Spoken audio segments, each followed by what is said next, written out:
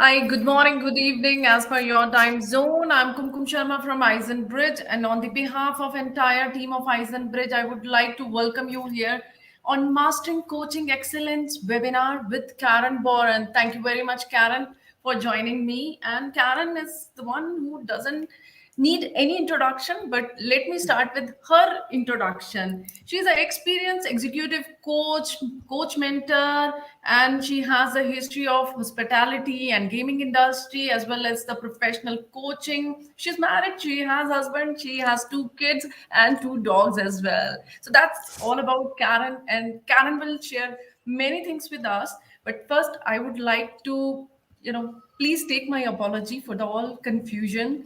Okay, so we wanted to start this session on time, but due to some technical glitch, some issues, we have to switch on another channel, and now we have started. So let me just give you the why we are conducting this session. Okay, so this session is especially for people who are want to become a coach and they are new coach, or they want to start their journey or already started the journey, but there are some confusions about the coach journey. So I'm sure by the end of the session, you'll get all your answers, and Karen will understand us to, all the queries, whatever you have in your mind related to your coach journey, agile coaching or the ICF coaching, and what is the best coaching practices and how to become a coach. So I know you have many questions, but let me start with my questions. So Karen, welcome you again here. Thank you. Tell me how you would like to start this session. I have many questions, and Seema has many questions. We'll jump on our questions later. But first, how you would like to start this session? What else Yeah, you I mean, want to I, do with us? yeah, I mean, first of all, I'm going to smile a lot in the session because I love coaching. I'm very passionate about it, and I'm sure you'll get that as we go through. So for me, it's been an absolute life-changing journey to have been involved in coaching for the past 19 years. And you know what they say? If you do something you love, you never work a day in your life. And I absolutely love coaching, and that has been my experience. So, yeah, and I think that the confusion always is, what is coaching? Where does this come from? And we know sports coaches, and we know we hear about coaching, but what actually it is. And it really, coaching is partnering with people to ensure that they achieve their best potential. And I mean, that's what a sports coach does, is they partner with their, I'm a great tennis fan, and, you'd partner with Roger Federer, and his coach, works with him to maximize his potential, and so that he plays the best game ever. And that's what coaching is. We partner with whoever it might be who's chosen to partner with us, so that they can play their best game ever, whether it's as a leader or a parent or just a person. So coaching is really about ensuring that the people we partner with, who become our clients, really show up with their A game, just being the best that they can be. Perfect. Awesome. Karen, so first I would like to, share the confusion. So there are many names here: coach, life coach, professional coach, enterprise coach. So what all these terms, could you put some light on these, the different type of coach and how to become that coach? Yes. So I guess the first thing is to become a coach, so to become a coach, to become that partner where you are working with the person's thinking to facilitate, positive change in their lives, and to get them to be focused and bring out the best in them. So that is what coaching is. From there, you can decide where your interest lies as a coach. So my particular interest as a coach is in corporates, or people working in the corporate environment. And so it would be considered executive coaching or leadership coaching, possibly career coaching, because that's really where my focus is. But you get coaches who maybe are interested in health and wellness. And so they become coaches that really focus on things like health and wellness. A life coach is generally working with an individual who's just looking at improving specific life goals. How do I have better balance as a parent? Or how do I get healthier? Those would kind of be life focus areas that people have, and then you'd be a life coach. So some people also like to coach people who are starting a business. So you could specialize in being a business coach where you're coaching people who are entrepreneurs. So you give me a label and I'll give you an example of where coaching could happen, because without a doubt, we can go into any field and work with people who would like to be their best selves. Perfect, perfect. So, Karen, when we have all these different type of coaches like life coach, enterprise coach, so what is this ICF coach? So the ICF, the International Coaching Federation, is a professional body, and it was formed many years ago. And the idea was to make coaching a profession. So many years ago, you had people who were becoming coaches.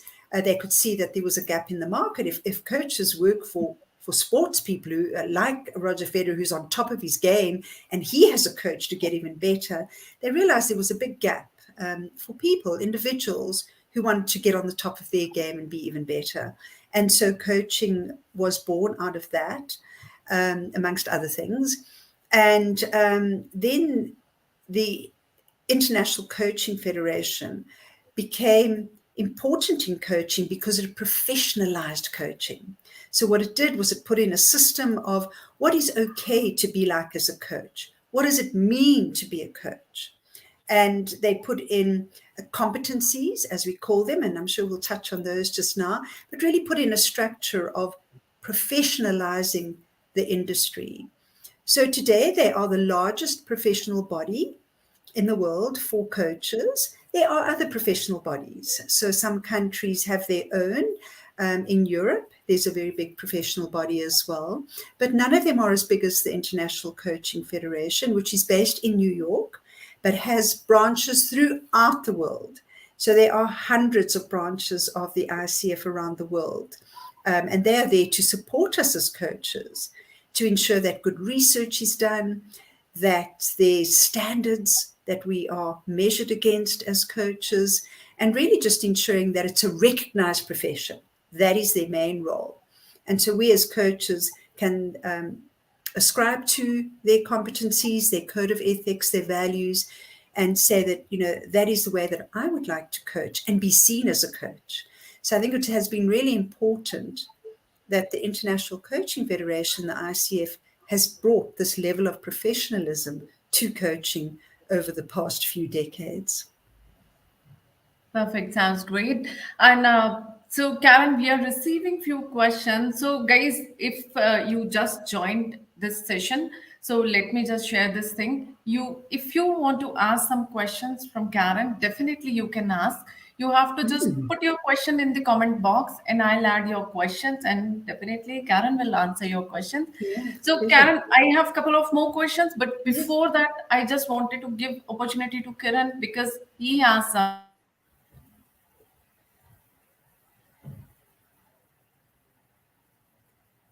All right, we've lost you a little bit there. Yes, Kumkum lost you. I see the question came up there.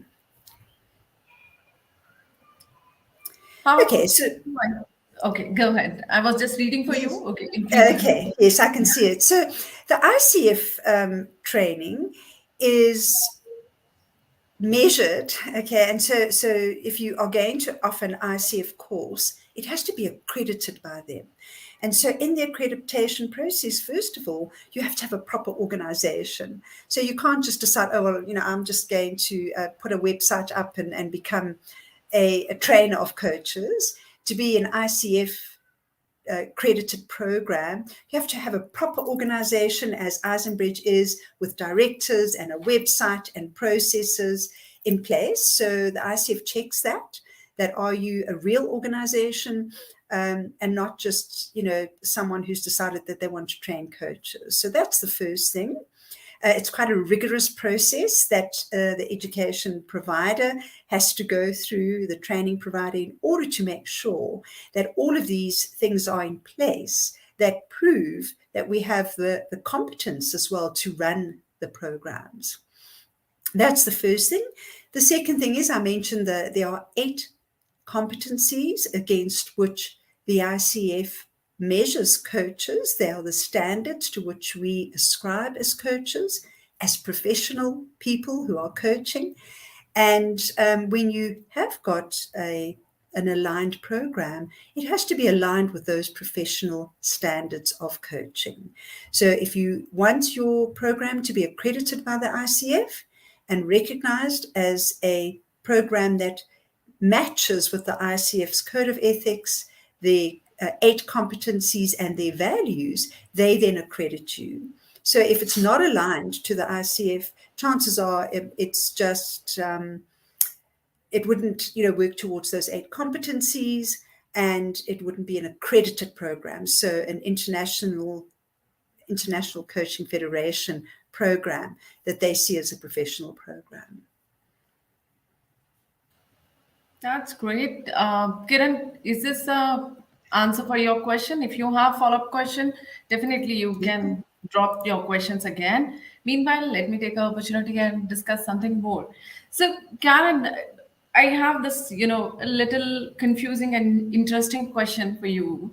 So, what is the importance of coaches in the organization? Are they really required, and how they can take organization and the people performance to up? Yeah, and again, if I use the sports analogy, you might have the ability to, for example, play tennis, but if you really want to up your game and use your full potential, then you get a coach. And it's the same in the work environment. So if you, for example, have leaders that are shining and you want them to shine even more, that's a great time to give them a coach, because it's going to ensure that they are at their absolute best, and really using their full potential. Sometimes we might have people who have lost their way a little bit. They're not quite sure where they want to go in the work environment. So they might be okay performers. Coaching is going to take them from an okay performer to a high performer. So there's another role. So we can take our high performers even higher. We can take our okay performers to perform better. And we can take those people who are not performing well and work with them to improve their performance. And one of the big things that we see coaching used in organizations, besides for moving people up to improve their performance, is also for talent development. So many organizations who run talent strategies, talent development programs, will put coaching as part of the program, because it's going to release that potential that you're seeing in the person gets released, and they start using it. So it's an important part of talent development. Perfect. Sounds great. So we can say, of course, coaches are required for the organization. Great. Absolutely. And many organizations, Kumkum, if I can just say, many organizations would choose to have internal coaches. So they would look at people internal in the organization that would be interested to be a coach, and they would train them up to be a coach. So some organizations do that. And they would also, there's opportunity to be an external coach who comes into an organization and coaches. And there's opportunity to be both. You could be an internal coach in one organization and be coaching externally at the same time in other organizations. So we talk about internal coaches employed within an organization, or an external coach who's contracted into an organization, or one-on-one. It doesn't have to be into an organization. It just could be one-on-one. Perfect. Actually, I really wanted to ask you this question as well. What are the, all different opportunities coaches, can avail once they're a certified and, authorized coach? So The two things you are already shared, Yes. internal coach and external coach. So, okay, let's explore this question only. So, what are the opportunities once somebody is coach, certified coach, Yeah. and authorized coach? Yes. So we talk about accredited training. So we would say that you've been through accredited training So, as a I think I'm coach. breaking. So, Okay. Seema, checking in with you. Can you hear me clearly? Seema, I think there is some lag. No, no, it's all right. Thank you, Seema. So it's all Okay, I good. can Okay. clarify. So, am I audible, Karen and Yes, Seema, for you yes, guys? yes, yes, yes. Perfect. Okay. So, Karen, my question is what all different opportunities we have once we are done with the ICF coaching? Okay. So as I have mentioned already, as you said, there's the opportunity to work within an organization. So, maybe you are a training practitioner, an HR practitioner, even a manager or a leader, who might decide that there's an interest that you have in developing people, in growing people's potential. And so there are opportunities within organizations where they decide to train various people to be coaches. And then those people would coach different people within that organization. Then, if you decide that you would like to make coaching as part of your career, maybe you are a trainer, facilitator, maybe you're an agile coach and you want to add this style of ICF coaching to your basket. Maybe you've got your own practice as a facilitator, etc. Then you could add this as another offering. So and then the field is just huge. As I said, you could be coaching people who work in corporates. You could be coaching individuals who come and just say, I'm confused at the moment, I don't know what I want, and you can coach them. You might decide that you have a specific niche. So maybe you like things around health and wellness and you decide that you'll coach people specifically on that. I mean, I have many colleagues who are coaches, and there's not a lot of overlap between us because we have different focus areas. But if you think of the numerous corporates that we have around the world, and how many of them are interested in ensuring their people are high performers, that's a huge client base that we can have as coaches.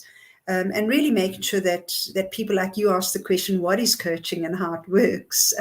It's really important for people to understand that, because it really is about improving the thinking of individuals, which ultimately improves their performance. So the market is massive because, I mean, even I as a coach will have a coach. There's just, we sort of encourage everyone to have a coach. You can coach teenagers, you can coach university students, you can coach new starters in a business, you can coach CEOs who experienced. So it's such a vast range that one can coach. Wow, I'm amazed. So let me just, share my understanding. So immense amount of opportunities you have once you're done with your ICF coaching journey. You can coach leadership, you can be, and Kiran is also asking the similar question in a different language, but Yeah. we'll answer your question, Kiran. Just wait for, let me share back my understanding. So we can be a internal coach, external coach. We can be a freelancer coach as well. We can coach anybody in the world because we are the authorized coach, and we can coach leadership as well. And we can head any department and any team. Right? My understanding is correct, Karen? Absolutely, absolutely. Oh.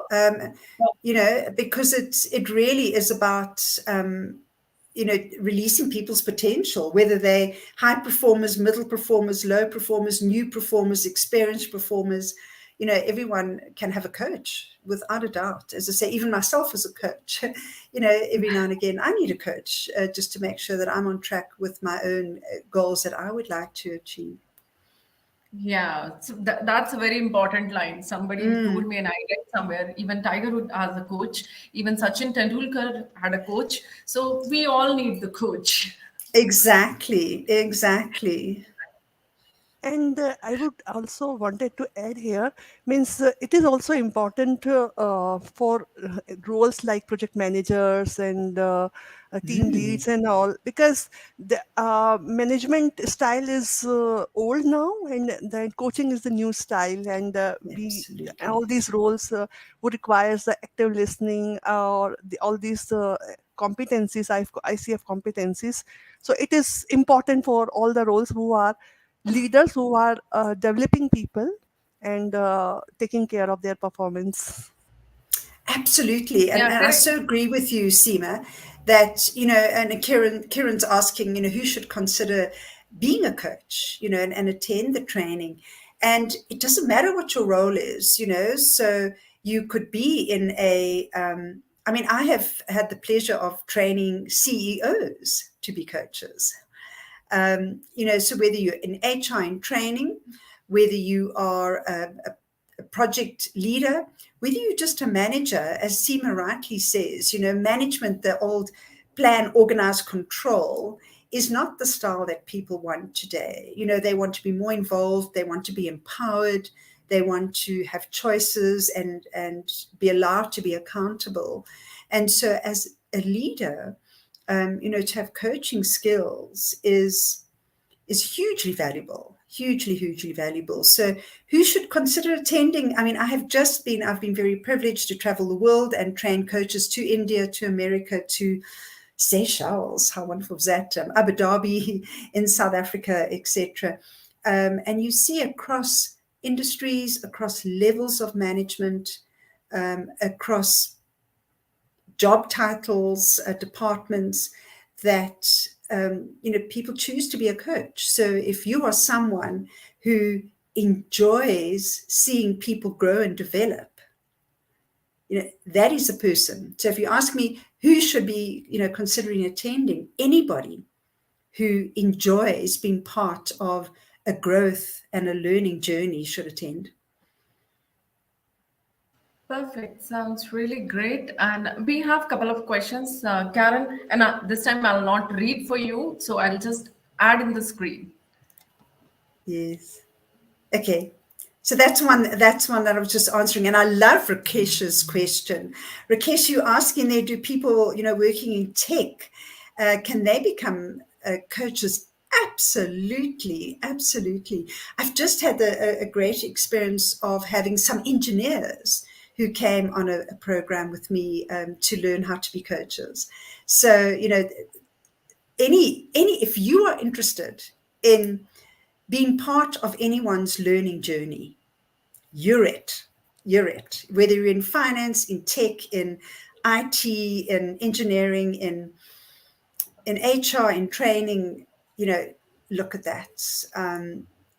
The key is that you do need to have a lean towards being someone who enjoys the training, development, learning, growth of others. Perfect. Sounds Whatever your great. background, that's got to be your interest. Yeah. So the way Rakesh, Karen already shared, like at all the levels, if you have interns Mm, in the organization, we need coaches for the interns also. We have project manager, definitely we need the coach for the project managers as well. If we have the scrum masters, definitely we need the coaches for the scrum masters, and we need the coaches for the tech team also. We need the coaches for the leadership also, the people even for the CEO yeah, also. So at all the levels, we need the coaches. yeah, So yeah, yeah. And the common thread is that interest in learning and growth. That is the common thread. Whatever your background, whatever your level, the interest is in seeing others learn and grow. So I hope that answers your question, Rakesh. yeah. So if you have follow-up question, Rakesh, feel free to ask again. Yes. So I think I have covered a couple of things, the career opportunity for the ICF. So let's put some light on the different path of the ICF coaching, Karen. Yeah. So And I think there's two that are quite big. So one is that you can choose to only coach one-on-one. So you might only want to be a one-on-one coach. So I coach individuals. You can choose to coach teams. You can say, I would like to be a team coach. And you can, coach teams. I love coaching teams because then you see, this exponential growth of people as they unlock their potential within the team.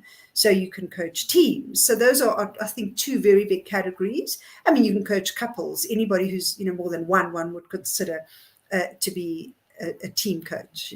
So there's that opportunity. So you don't only have to coach individuals. There's couples, there's teams, etc.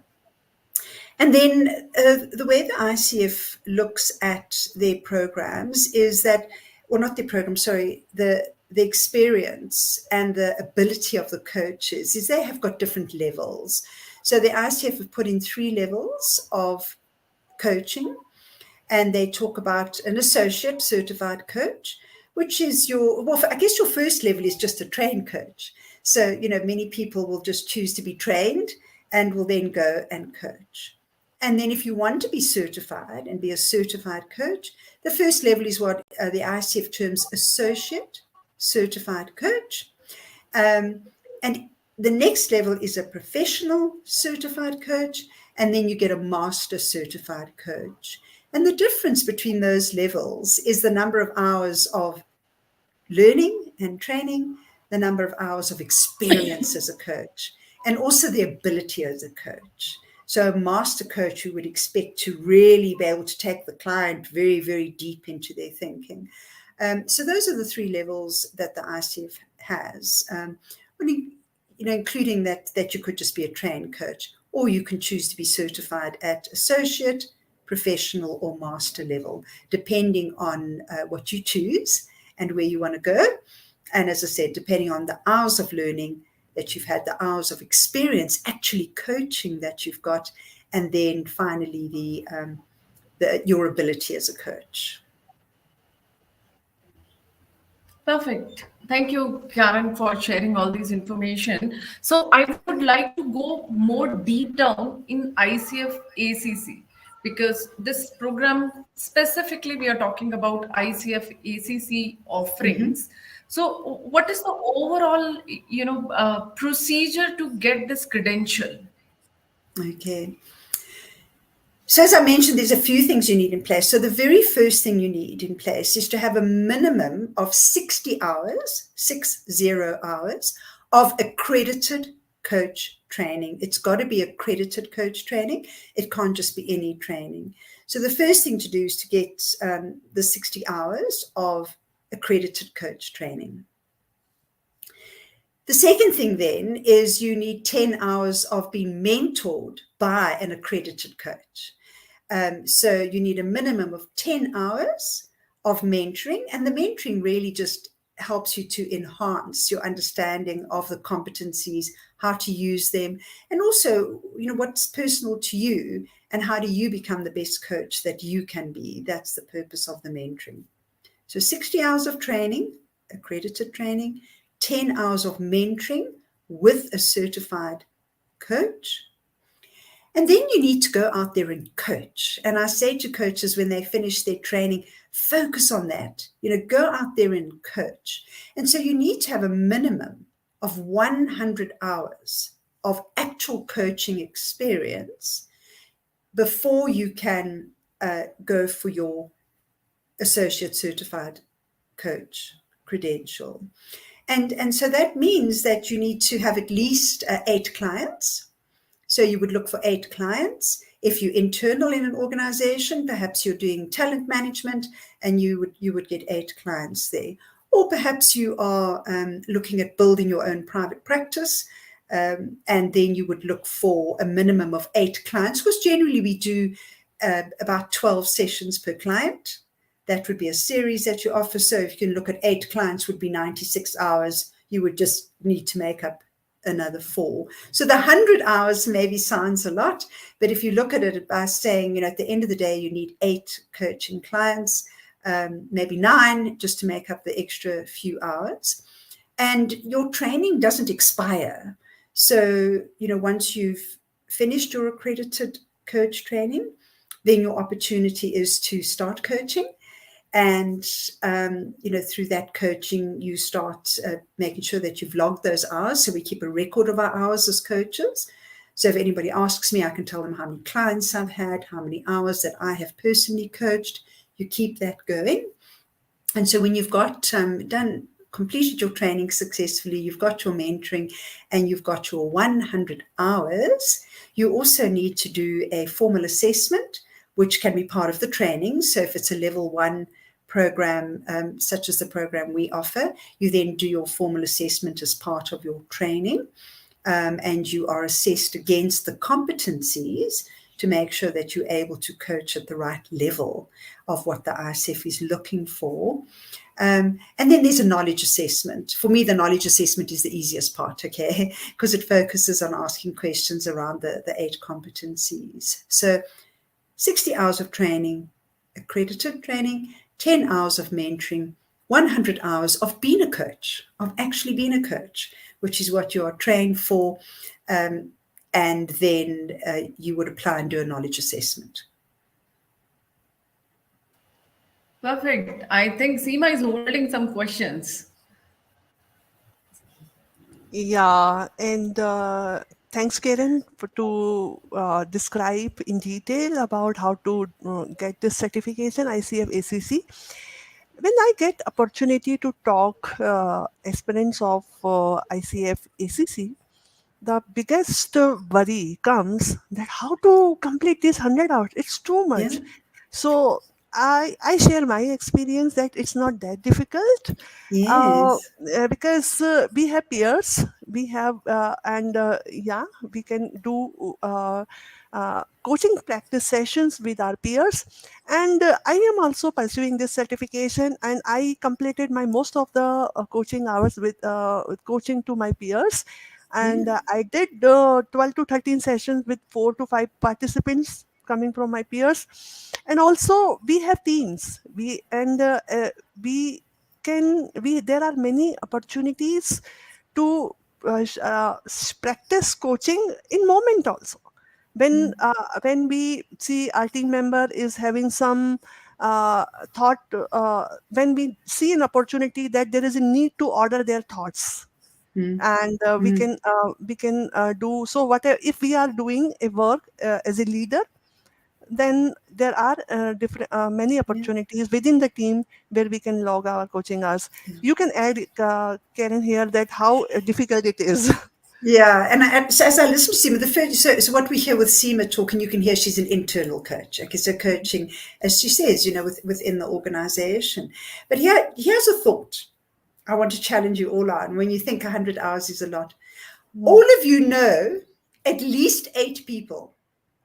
Can you imagine if those 8 people just recommended one person each for coaching? Okay. So very often when we're not going to maybe coach people that are close to us, and I absolutely agree with that. That's fine. And so, but I have friends, I have colleagues, and if each of them, they all know someone who would benefit from coaching. So what about if we ask our colleagues, our friends, we put it out there on LinkedIn, and we offer people to be coached. And we can barter with them. So, we can ask our hairdresser if they would like to be coached, and they give me so many haircuts for so many sessions. Okay. But I think that we forget that we know so many people. And if we start having those conversations about the fact that we are a coach, and that we are willing to coach, and as I say, I mean, if you had to think how many people Seema, it's a lot more than 8. So if you just take your family, so I have a huge family, and if I just took all my cousins and asked them to recommend one person, I'd be there. So I think that the coaching experience needs to start when you're looking for it. If you don't have a natural client base, so maybe you, for example, are not an internal coach and the organization isn't giving you clients, then you need to be going to the people that and talking about what coaching is, what it means to be a coach, and the benefit of it, and encouraging them to to share that message out there, because it's hugely beneficial to have a coach. So I unashamedly am going to tell people I'm a coach, because wow, what a wonderful experience to be coached, and as a coach to be able to offer coaching. So spread the word, let your people know that you're a coach, and you do need to be paid for the coaching, but that if you're an internal coach and it's part of your job, then you're being paid, or you can barter, or you can get paid as well directly. Yeah, true. And when I started this ICF ACC training with you, and when I got to know that I need to complete 100 hours, oh my God, this is too much. But let me share that I completed my 100 hours. I have completed more than 100 hours, and I easily found 15, 16 people, and I coached Yeah, them. yeah, It was not that difficult, because yes, when we start, exactly. we get our ways apart from Yeah, peers. yes. Yeah. And So once you coach someone and you give them 3 sessions, they come back for more. yeah. That's the best part, isn't it? So you say, look, let me do 3 sessions with you, give it a go, see what you think, even 1 session. So I will offer people 1 session. I'll give you 1 session for free. And if you like this, you can sign up. Of course they love it. Who wouldn't want to just achieve your dreams? So yeah, I think that we forget that we've got all these people around us, and so it looks daunting. But I think if you think of the 8 people rather than the 100 hours, it Yeah, becomes less daunting. yeah. And most importantly, that it's not like that you need to find always the clients who are going to pay you. Because when you are doing peer coaching, it's value exchange. Internal, yeah. Yeah. Mm-hmm. So it's so easy.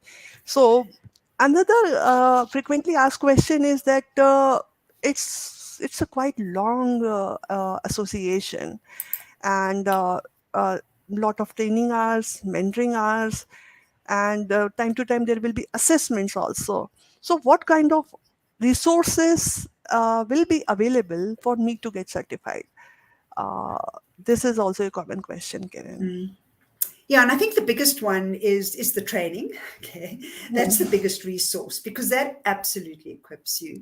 And the training we do is focused on the competencies. It really, that is what is important as a coach, as a professional coach, is those 8 competencies. So that is where the learning is. So that's your first biggest resource, is the accredited training. The second one is the mentoring. And when we do mentoring, 7 hours is in groups. Hmm. So that's useful, because then other people ask questions that you hadn't thought of. So the group mentoring is important. But then you get 3 hours of one-on-one individual, where you meet with your mentor with all your questions, and your mentor is going to help you there. So if you've got questions around the accreditation and what to do and how to fill in the application form, and where can I find my clients, or whatever it might be, that's when the mentor, who's an experienced coach, because we have to be certified to be mentors, then they would you'll be able to take those questions to them. And the coaching community is, I mean, you're part of the coaching community, Seema, and Yeah, so you and Kumkum and the people who've been through the training, it's a wonderful community of support. So it's not only your trainer, not only your mentor, but it's your colleagues, those peers you've mentioned, that can become so incredibly important. yeah, true, Karen. And Okay. ICF ACC was destiny for me, but let me tell you, I'm getting addicted to it. Yes, exactly.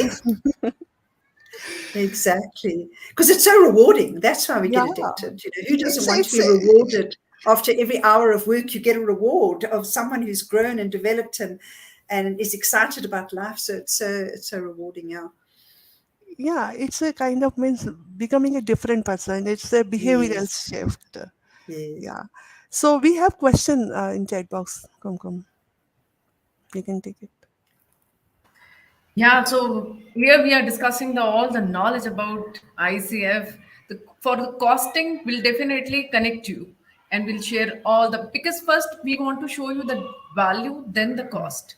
So I'll connect you, Indra, for the more details about the value of ICF and the costing of the ICF. Okay, Yeah. so Karen, I have one situational question from someone. Okay, and Okay. this lady emailed me her question. Though she's not ICF coach, it seems like she's practicing in the organization and she's a new coach. So I'm just typing the question on her behalf and just sharing Okay. here. Okay. And while you're doing that, I see there was a question, what is the frequency? How often do we coach? And anything from 1 month, from 1 week to 1 month, depends on what the client and you agree. So answering that one.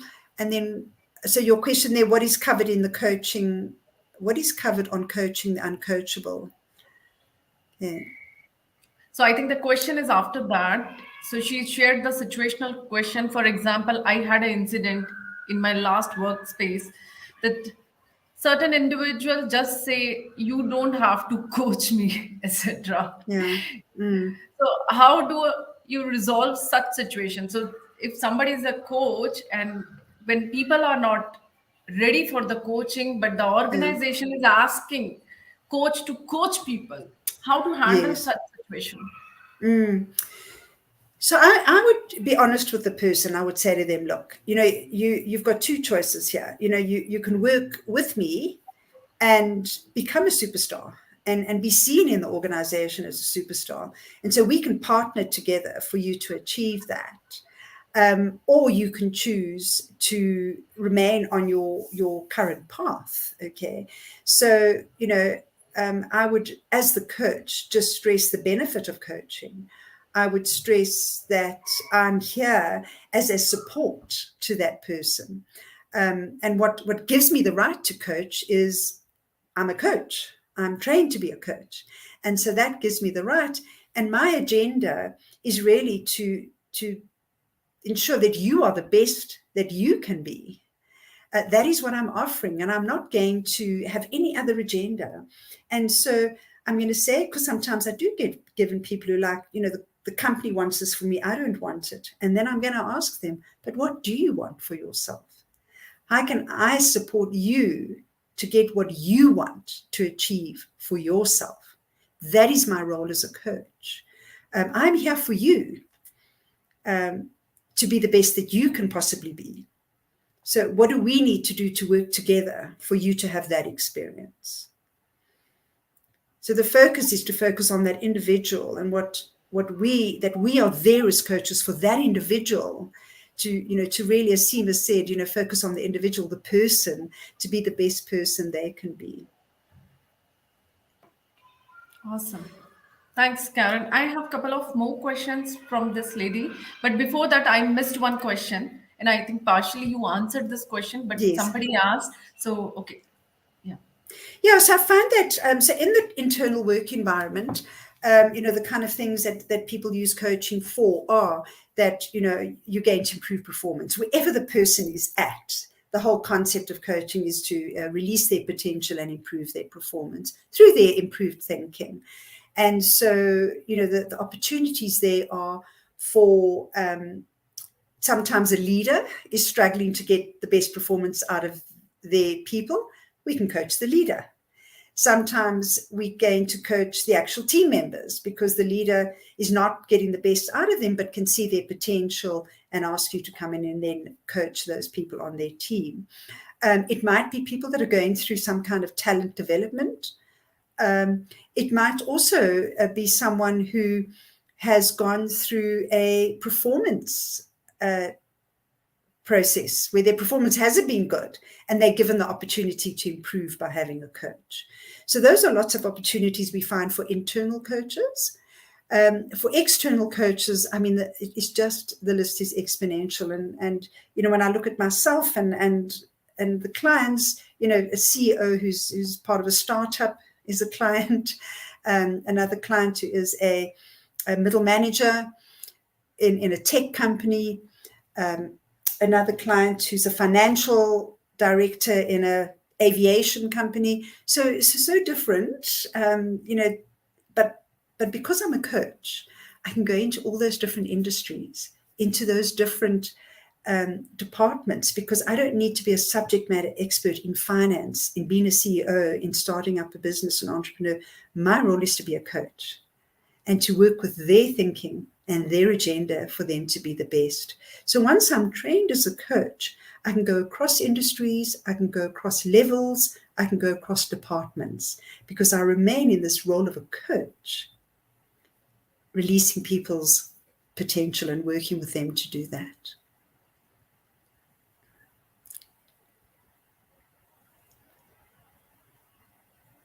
I can't hear you. Kumkum, you are Sorry. mute. Thank you.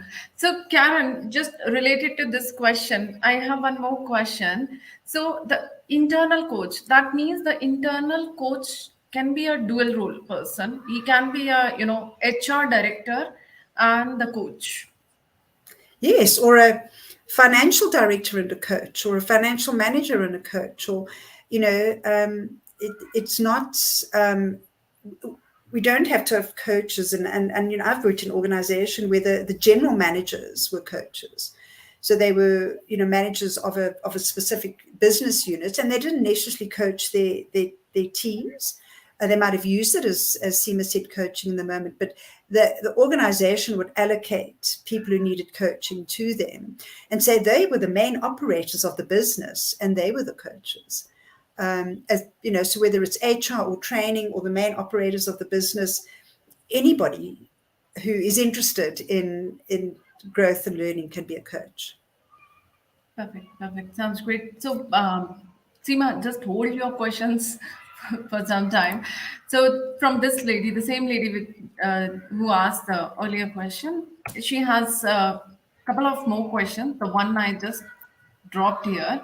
So, does this cover enterprise coaching? And so I'm not exactly sure what enterprise is meant by enterprise coaching, because, sometimes you get enterprise coaching in terms of the way that we measure people.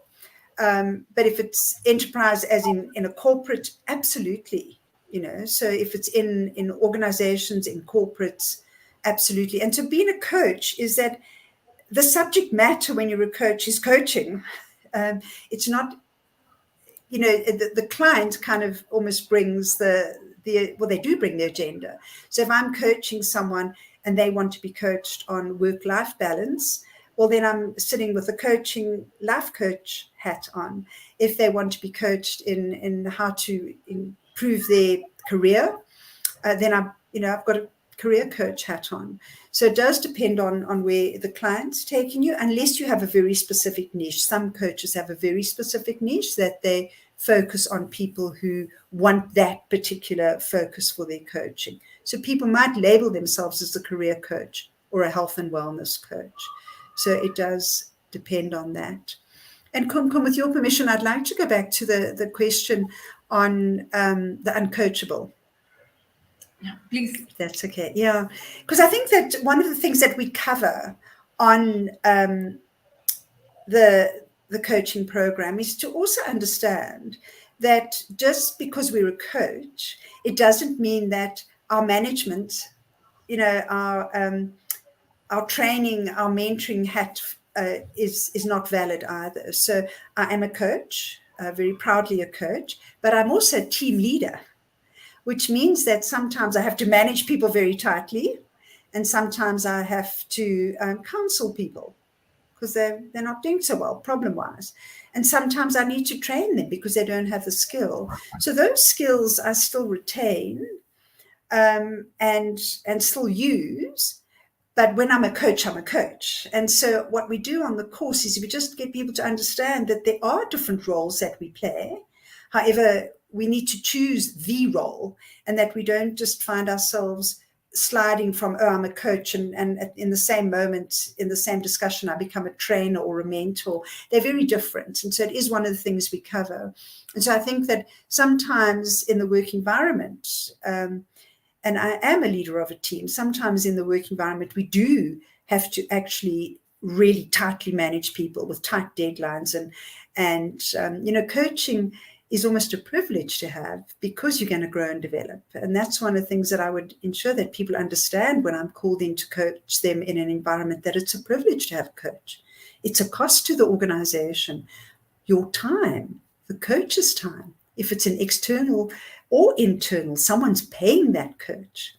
And the people that we coach need to understand that that it's a benefit to be coached. So, yeah, I think one of the important things we do discuss is that we do also play other roles, but of course our focus would be on learning to be the coach, not those other roles. But it's important we understand what coaching isn't, not only what it is. I trust that adds to it. I think that you have covered everything. It's a wonderful answer. Yeah. So, Seema, do you have more Yeah, questions?